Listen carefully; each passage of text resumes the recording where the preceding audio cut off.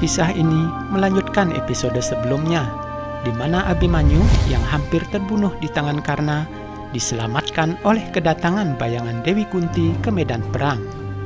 Drupadi yang teringat dengan kata-kata Gowinda bahwa selain kelima suaminya, semua keturunan Raja Santanu akan musnah di medan perang ini. Drupadi pun menemui Gowinda untuk menanyakan tentang kepastian hasil perang nanti. Drupadi berkata, Raja Anggakarna tadi telah menyerang Abimanyu. Apakah sudah waktunya bagi mereka untuk mempersiapkan dirinya menghadapi kematian Gowinda? Basudeva Krishna menjawab pertanyaan dari Drupadi. Kau tidak akan pernah tahu kapan kematian akan mendatangimu. Kematian seorang tidak akan bisa diketahui oleh siapapun. Tapi kematian akan selalu membayangi seseorang kapan saja. Drupadi sangat sedih mendengar perkataan Krishna.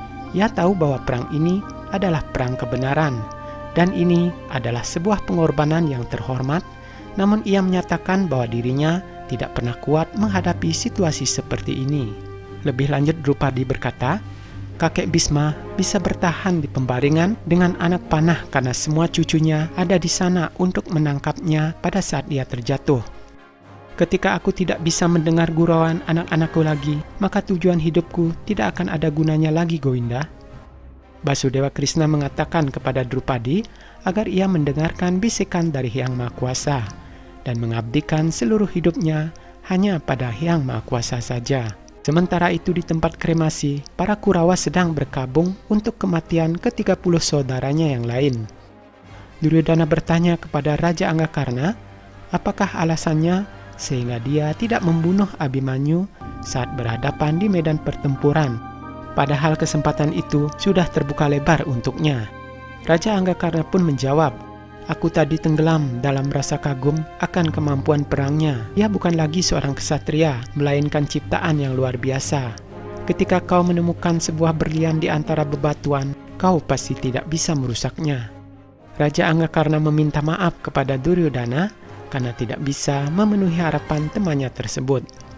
Duryodhana merasa kecewa dengan sikap Karna, dan sebagai akibatnya, ke-30 saudaranya telah mati di tangan Bima hari itu. Ia mengingatkan Karna bahwa kewajibannya saat ini ialah membantu dirinya untuk mencapai kemenangannya. Sekali lagi, Duryodhana memerintahkan kepada Karna untuk bisa membunuh Abimanyu pada perang esok hari.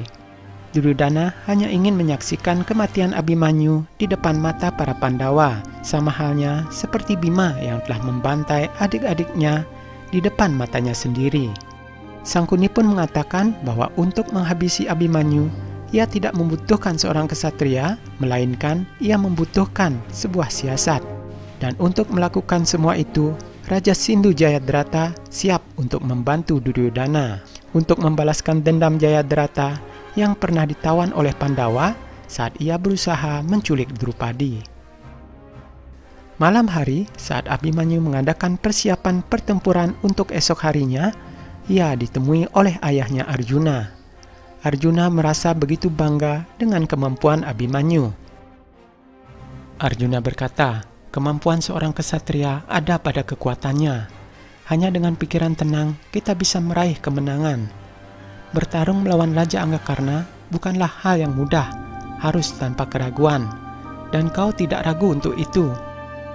Abimanyu menanyakan kepada ayahnya, seberapa kuatkah Raja Anggakarna sehingga ia begitu disegani. Arjuna berkata, Karna adalah ksatria yang luar biasa. Ia kuat baik dalam hal pikiran maupun fisiknya. Jika dia juga punya kehormatan, maka kita akan sangat sulit untuk menghadapinya. Lebih lanjut Arjuna mengatakan bahwa pikiran dan fisik selalu bertentangan satu sama lainnya.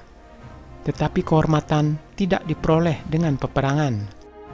Seorang ksatria selalu mencoba mengolah berbagai cara untuk mengetahui batasan dalam dirinya.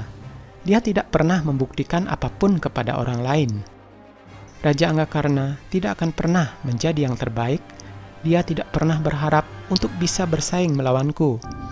Kau harus meningkatkan kemampuanmu untuk sampai ke puncaknya.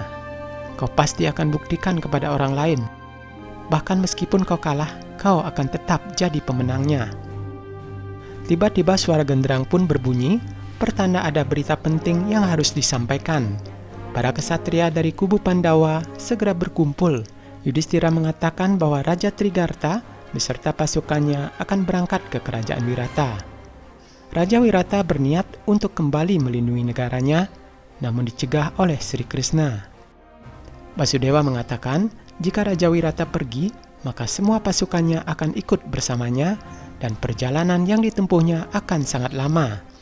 Basudewa menyarankan agar Arjuna lah yang akan menghadang pasukan Trigarta, karena hanya Arjuna saja yang akan bisa mengalahkan pasukan tersebut. Lebih lanjut, Basudewa berkata, di sini ada banyak ksatria tangguh lainnya, dan hari ini adalah hari di mana salah satu di antara mereka akan meraih kejayaannya. Arjuna pun membenarkan perkataan Basudewa Krishna. Ia berjanji akan mengalahkan pasukan Trigarta sebelum matahari terbenam. Ia memberikan restu kepada putranya Abhimanyu agar melaksanakan tugasnya dengan sebaik-baiknya. Abhimanyu pun meminta doa dan restu kepada pamannya. Oleh Sri Krishna, Abhimanyu diberi nasihat bahwa seorang pengecut pun bisa menjadi pemenangnya, tetapi kemakmuran dan kejayaan diberikan hanya kepada ksatria. Sri Krishna mendoakan agar Abhimanyu selalu mendapatkan kejayaan yang akan membuat jiwanya abadi. Keberangkatan Abhimanyu ke medan perang menyisakan kesedihan di hati Arjuna, Drupadi, dan juga Uttari. Sementara itu, para ksatria Kurawa tengah menantikan berita keberhasilan rencana Sangkuni, yaitu untuk memancing Arjuna keluar dari medan perang dan mengejar pasukan Trigarta yang sedang menuju ke kerajaan Matsya.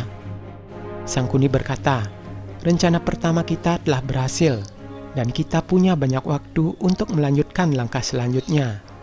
Terjebak di dalam lingkaran yang sama, Abhimanyu akan mati hari ini juga. Trompet kerang dari kedua belah pihak telah ditiup. Guru Drona kemudian melepaskan anak panahnya dan segera menyusun formasi tempurnya yang rumit dan sangat sulit untuk ditembus, yaitu formasi Cakrabyuha. Bima lalu berkata, inilah alasannya mengapa Arjuna dijauhkan dari medan perang ini. Kita hanya punya 2 divisi saat ini, sedangkan di pihak mereka masih memiliki 7 divisi lebih banyak. Mereka akan menguji seberapa kuat kita hari ini dengan taktik kematian. Abhimanyu pun hanya tersenyum karena dirinya telah siap memasuki Cakrabyuha untuk membuka jalan bagi pasukan Pandawa menyerang kubu lawannya. Nah, apakah Abhimanyu akan berhasil menembus dan merusak Cakrabyuha milik Guru Drona tersebut? Nantikan kisahnya dalam episode selanjutnya.